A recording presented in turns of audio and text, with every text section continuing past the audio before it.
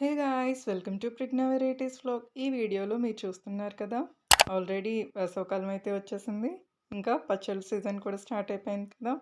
చూస్తున్నారా, ప్రిపేర్ చేసేస్తున్నారు, అన్నీ రెడీ చేసి పెట్టుకున్నారు అనమాట. ఆయిల్ కూడా తీసుకురావడానికి అయితే వెళ్ళారు. ఇదండి, ఫస్ట్ అయితే ఇలా మిక్స్ చేసేసారు బాగా. కారం, ఉప్పు, ఆయిల్ ఇవన్నీ వేసి ఇవన్నీ 3 days వరకు అయితే దీంట్లో స్టోర్ చేసుకుంటాము. తర్వాత ఓపెన్ చేసేసి ప్లాస్టిక్ కానీ జాడీలో కానీ పెట్టుకుంటాం అన్నమాట.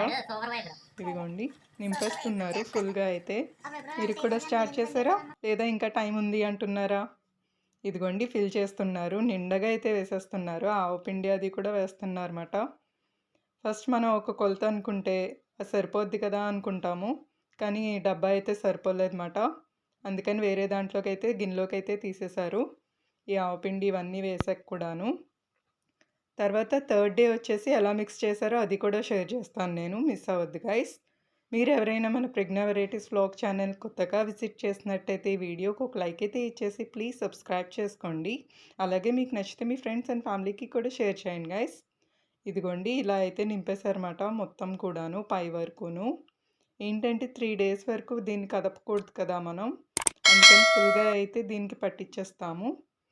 తర్వాత మిగతాది అయితే నిండిపోయింది కదా అని చెప్పి గిన్నెలోకి అయితే తీసామన్నమాట, బౌల్లోకి. ఎంత బాగుందో కదా, టెంప్టింగ్, మౌత్ వాటరింగ్ కూడా. ఆవకాయ పచ్చడి అంటేనే గుమగుమలాడిపోతుంది.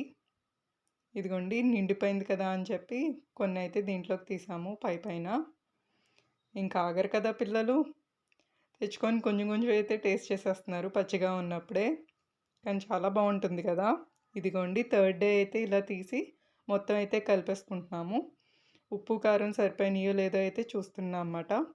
సరిపోయినాయి, ఇంకా స్టోర్ చేసేసుకుంటాము. మీకు నచ్చితే ప్లీజ్ లైక్